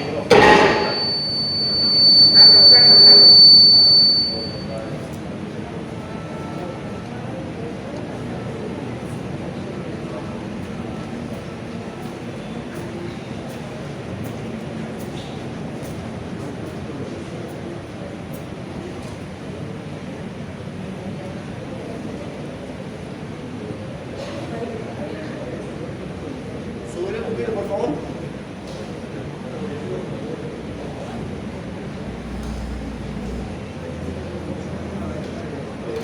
Bienes tiene Venezuela y que por lo tanto se verían afectados. Sin embargo, sí autoriza a sancionar a Estados Unidos y Venezuela porque el gobierno de Donald Trump sigue redoblando la presión para tratar de forzar de Estados Unidos y Venezuela, porque el gobierno de Donald Trump sigue redoblando la presión para tratar de forzar la salida de Nicolás Maduro del poder. Y ahora la administración Trump firmó una orden ejecutiva que congela todos los activos del gobierno de Maduro en Estados Unidos. Es un anuncio que hace 30 años que no tenía lugar. Actualmente solo se mantienen medidas de este tipo contra países como Corea del Norte, Irán, Siria y Cuba. ¿Y qué significa? Que a partir de ahora todos los activos de todos los que vienen del gobierno venezolano en territorio estadounidense no pueden ser transferidos, pagados, exportados, retirados, no se pueden hacer transacciones de ninguna manera. Pero lo que no ha aclarado Estados Unidos bien es qué bienes tiene Venezuela y que por lo tanto se verían afectados. Sin embargo, sí autoriza a sancionar a personas extranjeras que le entreguen algún tipo de apoyo a funcionarios del gobierno que están en esta lista negra de Estados Unidos, y eso deja por lo tanto en una posición muy complicada a funcionarios de países como Rusia o de Turquía, que son países aliados del gobierno de Nicolás Maduro, que sí han proporcionado ayuda de Estados Unidos y Venezuela. Bueno, está la noticia por la prensa de Chile, ¿no? No es FTV, no es El Mundo en Completo, ni es un video sobre la conducta, o de Fuser. Entonces, el gráfico que ustedes no están viendo aquí, pero que realmente estas son las compras de petróleo de Estados Unidos a Venezuela, como vinieron cayendo desde 2015, 2016, y aquí es como las películas esas cuando la gente se muere, ¿no? Que aparece y te sale una línea recta. Bueno, exactamente, cero, porque a partir de esa orden ejecutiva, Donald Trump, hay que reconocer que cumplió su palabra y le declaró un embargo petrolero completo a Venezuela. Es decir, ni una gota de petróleo. Ahora están enredados, pero permítanme el chisme, porque no se dieron cuenta que las refinerías venezolanas, que son 3 propiedades de Cisco en Estados Unidos, fueron diseñadas por ellos, por los gringos, para procesar petróleo venezolano, que es un petróleo muy especial, es un petróleo pesado. trae mucho azufre, trae mucha tierra. Entonces ellos, como nosotros éramos una colonia petrolera, pues diseñaron las refinerías que después nos vendieron para procesar el petróleo para el mercado estadounidense. Y ahora está enredado, pues no hayan que hacer con esa gigantesca caldera, porque una refinería, ustedes saben que es como una gigantesca cocina donde pones un poco de ollas a hervir y entonces depende de la temperatura van saliendo distintos productos del petróleo. Entonces, con esto cierro esta parte del contexto. Podemos hablar muchísimo más de las sanciones, dos palabras sobre el tema de los alimentos. Por cierto, en una página muy buena que invito a visitar, que se llama observatorio.gov.be, hay una cronología que hemos estado montando del caso del oro, una cronología de todas las sanciones y una cronología específica del caso de los alimentos. Pero bueno, para resumírselo: bloqueos en puertos, trabas administrativas en puertos, bloqueos en puertos y en vías terrestres, como lo hizo Colombia. Recuerden que aquí en el 2019 se quedó una gente en comer pernil porque el señor Santos bloqueó el paso de un cargamento de pernil. Pero eso pasó varias veces. Ataque a las empresas, no solo las empresas de Alex Saab, sino otras empresas, como la empresa mexicana Libre a Bordo, que fue quebrada porque le pusieron una multa de $3 millones por hacer algo que las Naciones Unidas autoriza. Libre a Bordo hacía algo que muchas empresas del mundo hacen cuando hay un país en conflicto, y es que venden combustible por el medio. Entonces nosotros le pagamos con combustible porque tenemos dólares para pagar y ellos nos traían alimentos. Esa empresa le metieron $3 millones al gobierno de Peña Nieto de multa y la quebraron. Pusieron a todas sus directivas en la lista y salieron huyendo, lo que no hizo Alex Saab. Pero bueno, estos eran empresarios mexicanos. Y varias empresas así fueron advertidas y agredidas. En la India, eso nos lo han dicho empresas farmacéuticas de la India, porque ya ahora nos mandan correo, porque el correo también ahora tiene un valor probatorio. Hacen llamadas telefónicas. Mire, vacunas para Venezuela no. Ustedes verán. Entonces hay que buscarse. Porque esa es otra cosa, ¿no? Del relato. Bueno, pero es que hay una red de intermediarios. Pero ¿cómo no hay una red de intermediarios, compadre? Si yo se la doy a Triana, le da la sanción. Entonces llamo a Sandra y a Sandra la sanciona. Pero Roger no lo ha sancionado todavía. Entonces, y Roger vive en Abu Dhabi. Entonces, bueno, mira, Roger, ¿será que no me encuentra? Pero Roger, para que no lo sancione, se tiene que buscar en Rusia o en China. Las cosas que no se pueden decir. Yo les estoy dando un pedacito del chisme, pero el chisme es mucho más extenso. ¿Entiendes? Y entonces las cosas nos cuestan más. Además que no tenemos dinero, lo que cuesta uno a cualquier país nos cuesta 3, 4, 5. Porque es verdad que esa gente que está poniendo el dinero se está exponiendo a ser detenido, a que le congelen sus recursos, como ha pasado a varias empresas. Y aquí se han ido empresas chinas. China nos ha apoyado y se han ido empresas chinas. Rusia nos sigue apoyando y se han ido empresas rusas que nos dicen, mire, ¿saben qué? Vamos a esperar un poquito. Porque digo que esa presión afecta a cualquier empresario que quiera hacer negocio con un país sancionado. Entonces, ahora sí hablo un poquito de cómo estamos ahorita. Porque esta es la parte trágica, pero la revolución se quedó de manos, no se quedó de manos. Alex es un ejemplo que no se quedó de manos. Los CLAP son un ejemplo que nos quedamos de brazos cruzados. El sistema Patria es una demostración de que no nos quedamos de brazos cruzados. Fuimos construyendo, buscando, el presidente buscando maneras, formas económicas, financieras, sistemas de distribución, cadenas de distribución, aliándonos con Cuba, aliándonos con Rusia, aliándonos con Turquía. Nosotros estamos vendiendo chatarra, descubrimos que la chatarra tiene un valor internacional, lo descubrimos en las sanciones. Ahora, claro, ahora hay una ley y todo, porque hay un desastre con la chatarra. Ahora tenemos que ordenar la chatarra, porque con chatarra estamos comiendo clavo, entre otras cosas. Cuando nos acusan que hacemos operaciones con oro, ¿y cómo no las vamos a hacer? ¿De dónde? Entonces sancionaron el oro. No, el presidente se inventó el petro. Cuando nadie, ningún gobierno en el mundo, hoy es una moda, los gobiernos están sacando sus criptomonedas con respaldo de los activos de su gobierno. Pero en el 2018 nadie hablaba de, no vale, eso es Bitcoin, eso es una cosa real, que se hacen los gobiernos metidos ahí. Bueno, el presidente se inventó eso. Y los americanos, que saben que esa tendencia es imparable en el mundo, le clavaron una orden ejecutiva al petro. Y eso fue lo que impidió, entre otras cosas, que el petro despegara. Porque recuerden, y esto fue público y notorio, se habían recibido más de $1.000 millones en órdenes para comprar petro una semana antes de su lanzamiento. Y todo este mercado fue barrido. Por supuesto, llegaron a todos los principales mercados de criptomonedas en el mundo, llegaron comunicaciones. Miren, si ustedes se ponen a comprar esa moneda y a transarla, va por ustedes. Ahora el petro se está recuperando, como se está recuperando la economía en general, pero pudiéramos haber enfrentado el bloqueo desde 2018 si Trump no le pone, aún con el bloqueo del petróleo, aún con el bloqueo a la economía, el petro era una alternativa, sigue siendo. Entonces, dice, bueno, el gobierno no ha hecho nada, claro que ha hecho muchas cosas, sin recursos, sin acceso. Nosotros hemos pagado, oído, $60.000 millones en capital e intereses de nuestra deuda que ya teníamos. Y lo hemos recibido de los mercados internacionales $1 por las sanciones. El Banco Central tenía $342 millones en una cuenta en el Banco Citibank de Nueva York, y en el 2020 el Departamento del Tesoro agarró ese dinero y se lo llevó a una cuenta del Estado norteamericano, del Departamento del Tesoro.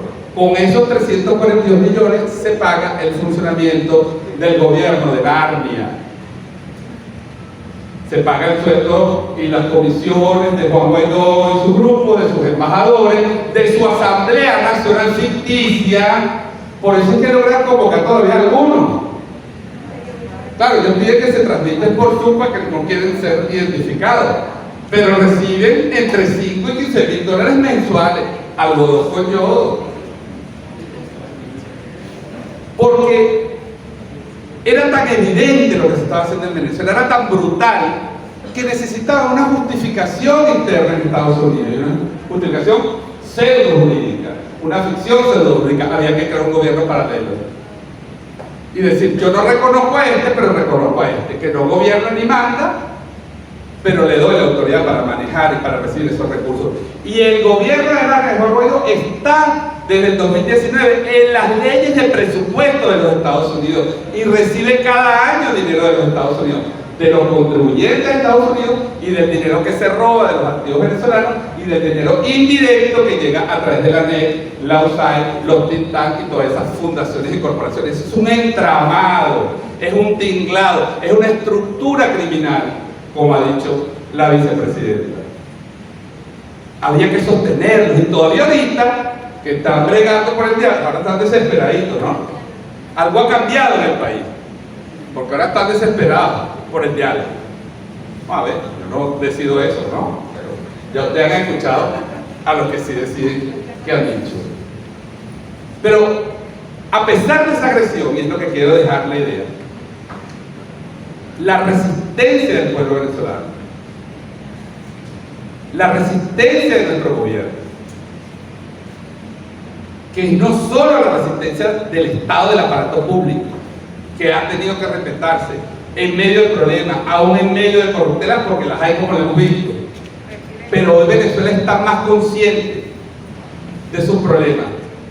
Hoy estamos forjando un Estado en el cual los recursos del Estado, no traje ese gráfico, pero en observatorio.org lo pueden ver.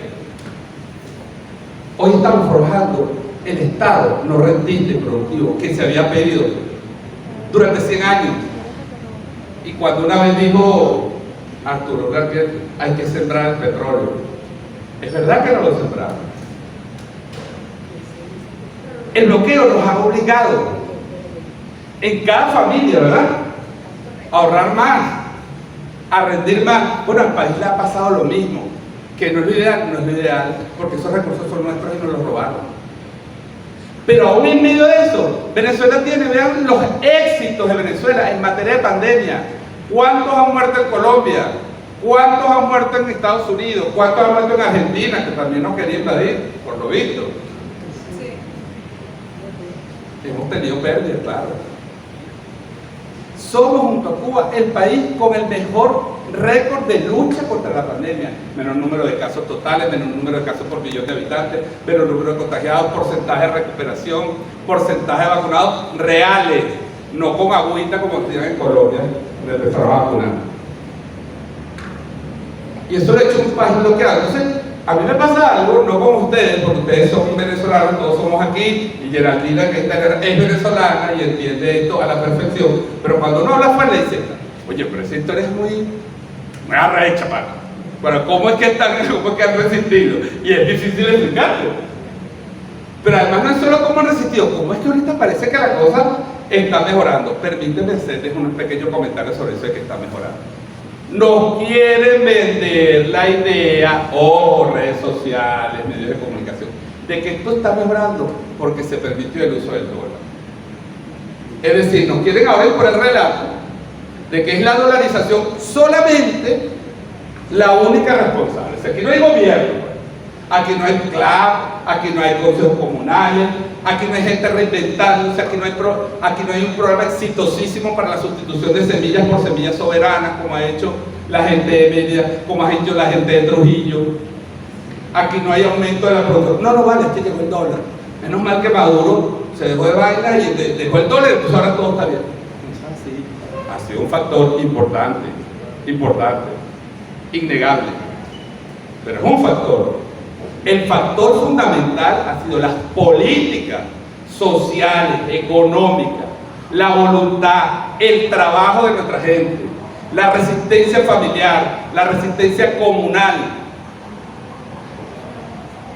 No voy a decir por tal porque ustedes saben cuál es, pero ahí estamos investigando la resistencia del poder comunal, y yo los invito, porque esas investigaciones las están haciendo profesores de esta universidad, como la profesora Cira Pascual, como el profesor Chris Gilbert, que no están aquí, pero les pido un aplauso para ellos, y para la cátedra antibloqueo de la UBB, la primera de 6 cátedras que ya hemos creado en el país, y se han ido a las comunas a hablar con los comuneros y comuneras. Díganme ustedes cómo han resistido. Cuéntenle al país historia, eso está ahí en el portal. Y este año vamos a publicar un libro que resume las primeras investigaciones del poder popular hablando sobre el bloqueo desde su perspectiva, no de la macroeconomía, lo gráfico, la cosa, desde su perspectiva. Solo una pequeña historia hermosísima. Ellos estuvieron en diciembre, a finales del año, en la comuna Che Guevara, que está en el pie del Monte Andino hacia el Zulia. Y es una comunidad rural. Y la experiencia que ellos cuentan, entre muchas otras cosas, de cómo se empezaron a reinventar ellos. Por ejemplo, al ser una comunidad rural, imagínense, una comunidad productora de cacao, productora de café y de otros rubros. ¿Y qué es lo que necesita después que produce un campesino? ¿Qué es lo que necesita hacer después que produce? Vender, ¿verdad? Y para vender tiene que transportar. Bueno, la crisis del combustible, que ustedes han visto los videos de Guaidó, no va a haber combustibles en Venezuela. Le ha pegado a las comunas, le ha pegado a los productores campesinos. La jugada del combustible no es solo para los caraqueños y los de la ciudad, bueno, que no podemos llevar el hijo a la escuela, que tenemos que hacer una cola de 2 o 3 días, unas cosas horribles que nunca se habían visto en Venezuela. Pero imagínense para alguien que se le pudra su cosecha. Es su vida de 3 meses, de 6 meses, de 1 año. Y la crisis del combustible era dirigida a atacar a los campesinos y campesinas, a la producción, a impedir la circulación de los alimentos también. Pero además el combustible para las máquinas que procesan o hacen parte del procesamiento del café. Y entonces ellos, para que ustedes vean lo que es la solidaridad de los pueblos, resulta que en esa zona del sur del lago y esto es histórico, esto no es lo descubrimos nosotros, esto es histórico de 100 años o más, hay una época del año en que hay obreros venezolanos que van a las épocas de cosecha en Colombia y obreros colombianos que vienen a trabajar también a las épocas de cosecha en Venezuela. Eso es normal, eso es histórico. Bueno, yo conversando con campesinos colombianos que estaban trabajando en esa zona, le dijeron, oye, allá en Colombia hay una experiencia, una gente que sacó combustible y yo no sé qué cosa del café. Y entonces, ¿y cómo hacerlo? Bueno, se lo trajeron ellos con sus recursos.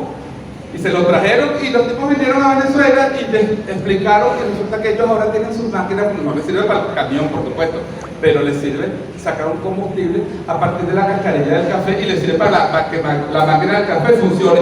Eso lo están haciendo venezolanos y venezolanas en varias partes del mundo. Y no lo digo yo, porque yo lo dicen ellos a través de las investigaciones que está haciendo la Universidad Bolivariana. Entonces la resistencia, ahora sí ponme la otra lámina, disculpen la extensión, pero es que es un tema apasionante, indignante y emocionante. Este gráfico que tampoco van a ver, pero al menos los que vean las curvas, fíjense, rapidito se los explico.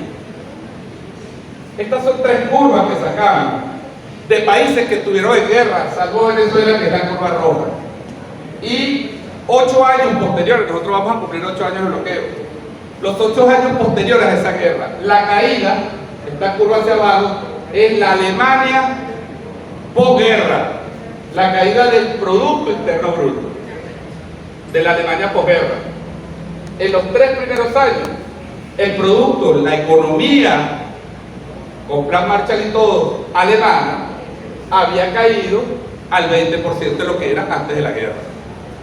Claro, una guerra, devastaron las ciudades, ¿no? Devastaron las industrias. Esta azul, esta roja, es la guerra de Bosnia y Herzegovina, los Balcanes. La caída del PIB por la guerra civil interna en los Balcanes. En un periodo de 7 años cayó a casi el 20%. Venezuela, en ese periodo, perdón, este es los Balcanes y este es Venezuela. Venezuela en 7 años, su producto, su economía se redujo 25%. Es histórico. Cuando ellos manipulan y dicen, la inflación más grande de la historia, es verdad. Cuando ellos dicen, la caída del Producto Interno más grande de la historia, es verdad. Pero expliquemos por qué es verdad. Expliquemos por qué es verdad. Entendamos por qué es verdad. Estados Unidos, después de la depresión, la crisis de los 30, Venezuela, después de las sanciones. Es decir, es mucho más que una crisis o una guerra. Mucho más que países en guerra ha sido afectada nuestra economía. Entonces, no es Maduro, no son sanciones personales para que los del régimen viajen y disfruten su riqueza por el mundo. Adelante. Yo les voy a mostrar 2 gráficos y se los explico brevemente, ahora sí entendí. Pero si estamos superando, si estamos enfrentando. Lo primero era darnos cuenta, es verdad, y lo digo autocríticamente, nos costó entenderlo, y el presidente lo ha dicho. Uno de los errores más graves que cometimos en 2015 es no entender la dimensión que iba a tener el decreto Obama en términos económicos, lo entendimos en términos políticos. Era obvio, amenaza inusual y extraordinaria. Pero no entendimos la dimensión. ¿Qué país se podía preparar para que le quitaran el 99% de sus ingresos, para que le bloquearan su deuda eterna, para que le tumbaran su producción petrolera, con apoyo interno de los millonarios ahora rojitos que hay por ahí, con gente todavía metida en la industria? Pero yo quiero mostrarles 2 cosas, porque así como hablamos del bloqueo, hablamos de la resistencia, tenemos que hablar de la superación de los problemas. Venezuela ha empezado a superar su problema. Empezado. Esto va a ser un proceso largo, pero ha comenzado. Y esa es la buena noticia. Y eso es lo que tenemos que tener en la cabeza. Y es por eso que no nos podemos dejar engañar por los trending topics que ponen todos los días en las redes. Porque nos quieren hacer creer que el país se destruyó. No, el país está mejor que hace un año. Mucho mejor que hace 2 años. Y mucho mejor que hace 3 años. Pero lo mejor es que nuestras perspectivas son mejores. ¿Por qué? Antes de hablar del gráfico, porque estamos recuperando la industria petrolera. Pasamos en el peor momento de 330.000, hoy estamos en casi 1 millón. Es verdad que no se ha estabilizado, entonces un mes es 1 millón, el otro mes es 900. La industria petrolera es un tipo de industria que requiere una inversión permanente y todavía no tenemos el flujo de caja para estar inyectando el dinero permanentemente. Por eso dependemos, entre otras cosas, y yo quiero hacer ese reconocimiento, el presidente lo ha hecho públicamente, a la República Islámica de Irán, porque se han metido con nosotros a la recuperación, porque porque saltándose, enfrentando el bloqueo, se meten por rutas, bueno, por los 7 mares, por el mar de los Sargazos, y llegan a Venezuela y nos traen los condensados, los diluentes que necesitamos para hacer la gasolina y para hacer otros productos. Porque fíjate, otra matriz, ¿no? Ajá, Irán está bloqueado, pero Irán produce un montón de gasolina. Sí, pero Irán tiene 43 años bloqueado. ¿Qué hicieron ellos en los primeros años? Empezaron a estudiar las refinerías, porque las refinerías iraníes fueron construidas por los americanos y generaron una cosa que se llama ingeniería reversa. Perdón, por los gringos, los estadounidenses, pues, fueron construidas por los estadounidenses. Entonces, la ingeniería reversa lo que te dice es cómo yo hago un teléfono y entiendo cómo funciona a partir del teléfono. Es decir, partes de la pieza y echas el proceso hacia atrás. ¿Cómo se hace la pieza? Y ellos aprendieron eso y es parte de la experiencia de intercambio con Venezuela para aprender, para recuperar, para hacer piezas, para ser parte de una industria que es altamente demandante. Pero, conclusión, la producción petrolera está aumentando y entonces está empezando a entrar con los mecanismos financieros también algo más de dinero. Nosotros pasamos de tener 343 millones en el 2020 a tener ya cerca de 3.000 millones el año pasado. Eso es, para un país que está en crisis, recuerda que este país llegó a tener 65.000 millones de dólares anuales. Pero pasar de 743 a 3.000 millones, algo ayuda. ¿Cuál es el otro factor que ha pasado? La comprensión ya en el mundo de que el plan fracasó. Por eso lo decía ayer Jorge Rodríguez, y lo ha dicho Diosdado, lo ha dicho el presidente. Admitan que fracasaron, el plan político fracasó y este país se va a recuperar económicamente. No va a ser fácil, va a costar, pero fracasó. Y entonces hoy, cada día, más empresarios vuelven a llamar. Oye, ¿será que...? Y empiezan a investigar y en el Centro Internacional de Inversión Productiva, creado por la Ley Antibloqueo, que es el organismo que dirige este proceso, bueno, hay mucho interés ahora en participar en operaciones otra vez en PDVSA, en petroquímica, en agricultura, en turismo. Necesitamos captar esa inversión para fortalecer el desarrollo, apuntar a la construcción, retomar el ritmo de la construcción de las grandes obras, que ya se está retomando, porque se paralizaron los metros, los ferrocarriles, que son proyectos fundamentales, que nos quedamos sin recursos, porque todos los recursos están dedicados para comprar comida. Entonces, esta es la evolución de la inflación mensual del año pasado. Empezamos con una inflación en enero del año pasado de 70 y pico y terminamos con una de 7,2. Venezuela el año pasado salió de la hiperinflación. ¿Qué significa salir de la hiperinflación? Cuando un país pasa 12 meses con una inflación mensual inferior a 50%. Empezamos aquí, perdón, este 46 hasta el 7,6. Y entonces, ya en el mundo dice Venezuela salió de hiperinflación, pero tenemos una alta inflación. Por eso es que seguimos viendo el impacto. Ojo, yo no estoy pintando un jardín de rosas ni pajarito preñado. Hay una realidad, hay una alta inflación. Y estamos trabajando para seguirla. La inflación en enero fue inferior a la de diciembre, que uno esperaría que fuese mayor, porque es diciembre. Venezuela lleva ya 5 meses con una inflación mensual ya no inferior a 50, sino inferior a 10. Es decir, de un dígito. Hay que sostener eso en el tiempo. Y sostener eso es requiere de un gran cuidado y un gran equilibrio, porque todavía la industria petrolera no se ha recuperado. porque todavía nuestros recursos están bloqueados, porque la deuda no la hemos refinanciado, o sea, el país todavía no cuenta con el mundo. ¿Cuál es el cambio? Bueno, que a partir, y vuelvo a la discusión de la dolarización, por eso digo, ha sido una medida acertada, pero hay que entenderla. ¿Por qué? Porque lo que se ha permitido es que se use la divisa en las transacciones diarias, pero no se ha adoptado el dólar. Este país no está dolarizado, no compren ese relato. ¿Por qué se permitió? Porque la gente no quería tener bolívares, porque el bolívar en hiperinflación está destruido. Todo el mundo quiere salir a bolívar y le caía un bolívar, o lo gastaba o lo cambiaba. Entonces, ¿qué se hizo? Bueno, como todavía el bolívar está tan constreñido, tan destruido en su valor, vamos a permitir que la gente lo use. Entonces la gente se siente más segura. Bueno, por lo menos puedo ahorrar dólares. Yo los meto en una cajita, me cayeron 10, me mandó mi hijo, que se fue, el otro, el familiar, hice un trabajito por ahí, me pagaron una parte del bolívar, una parte. Entonces la gente dice, me protejo en la divisa. ¿Ok? Yo necesito que se vuelva a recuperar el bolívar. Y el plan es recuperar el valor del bolívar. Podemos equivocarnos, pero ese es el plan. Aquí no se va a dolarizar la economía.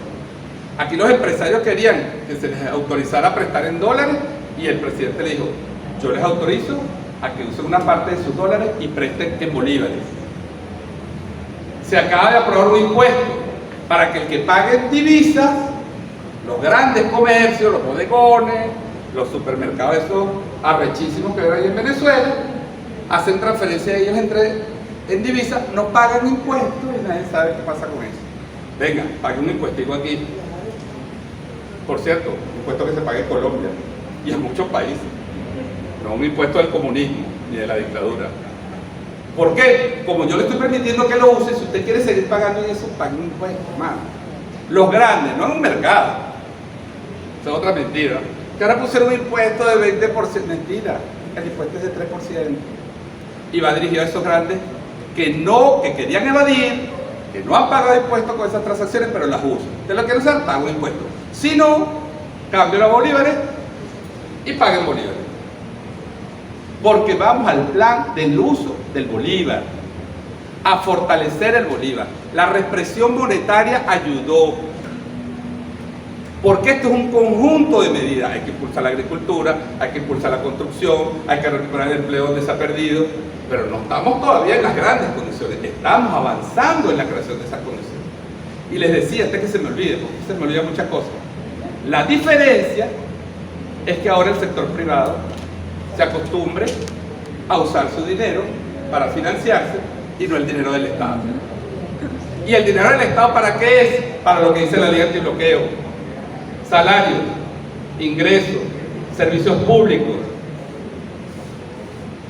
para el pueblo, porque son los impuestos de toda parte del mundo y los ingresos del Estado. Es decir, estamos construyendo una visión de Estado donde los recursos públicos se reinviertan en la sociedad, en la protección social, en el desarrollo, en la calidad, en la educación, en la alimentación, y el sector privado trabaje con su dinero, chévere, pague sus impuestos, respete a sus trabajadores y podemos convivir en una economía mixta. ¿Por qué no? El socialismo, eso está en nuestra Constitución, por cierto, eso no es un invento. Entonces, las matrices que nos quieren decir que eso no es posible, sí es posible superar el bloqueo. El último, antes de esto, la última lámina. Esta también no la ven, pero bueno, esto es julio, diciembre de los últimos 3 años. Año 2019, año 2020, año 2021. ¿Ustedes saben qué es esto? El tipo de cambio del Banco Central. Es decir, cómo se depreció, aumentando, pues declinando su valor en el 2019, cómo la curva se va suavizando en el 2020 y cómo el tipo de cambio del Banco Central se va estabilizando. Es clave estabilizar el tipo de cambio. Para estabilizar el tipo de cambio tenemos que usar bolívares. Para que la gente no sienta que puede perder su valor, le permitimos que abra su cuenta en divisas y pague en bolívares, que es la recomendación que yo hago a todo el que lo tenga. No toda la población maneja divisas, y ese es el gran problema. tenemos que hacer que toda la población tenga suficientes recursos para manejarse, para pagar sus gastos, para pagar su familia, sus hijos, la escuela, que sea. Hacia allá es que vamos. Pero en los que lo tengan, abran su cuentica. Y esto es una cuña del Banco de Venezuela y del Banco del Tesoro que no me pagan, porque yo les cobro. Forma parte de... Es verdad, y lo digo así pues claramente. Usted puede, ahora hasta en línea, no tiene que ir al banco, lo abre en 5 minutos. Y usted sigue, si usted se siente inseguro, sigue ahorrando su divisa. Pero cuando vaya a pagar, le aplican la tasa del Banco Central, que se está estabilizando, entonces usted tiene más seguridad y paga en bolívares. Si hay más bolívares en la economía, quiere decir que hay más demanda de bolívares. Más demanda de bolívares es menos demanda de dólar. Menos demanda de dólar es menos aumento del tipo de cambio. Repito, no son medidas aisladas. Yo no estoy vendiéndome aquí como un monetarista, que ese es otro debate ahí en las redes sociales. Aquí hay una política económica integral en medio de un bloqueo. Implica los aranceles, implica el tipo de cambio, implica el manejo de la liquidez, implica el financiamiento. Es una política. Y la lanzó Nicolás Maduro en el 2018, en el peor momento, más grave. Y hoy está empezando a dar resultados porque las situaciones y las condiciones han cambiado. Y porque en el 2018 todas las iniciativas fueron saboteadas por las sanciones y las órdenes.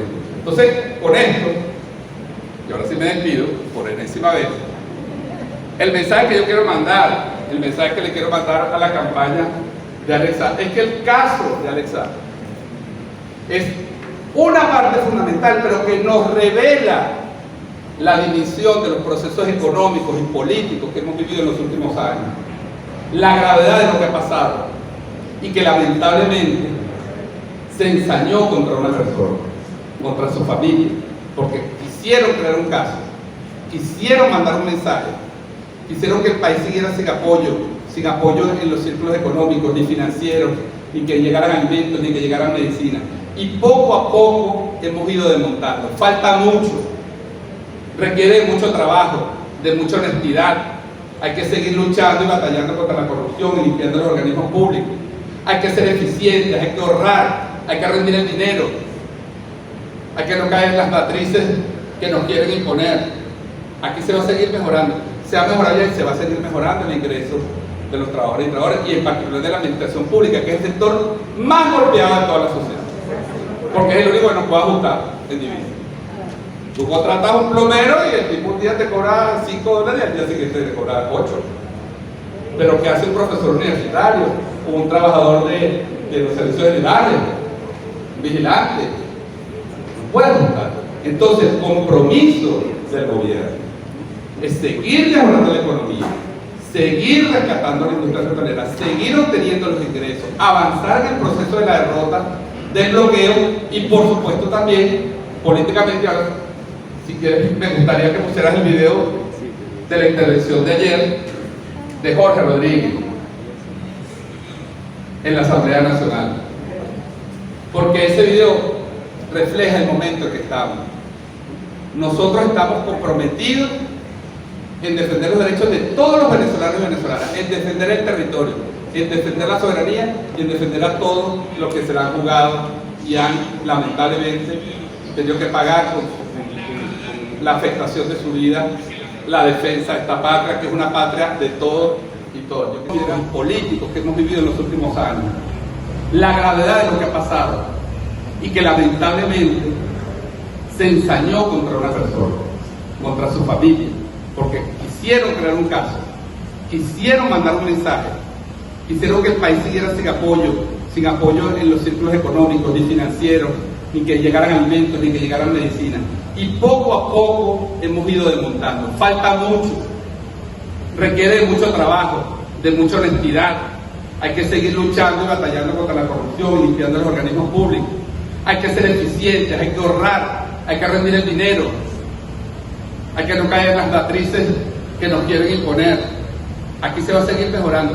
Se va a mejorar y se va a seguir mejorando el ingreso de los trabajadores y trabajadoras, y en particular de la administración pública, que es el sector más golpeado de toda la sociedad, porque es el único que nos puede ajustar.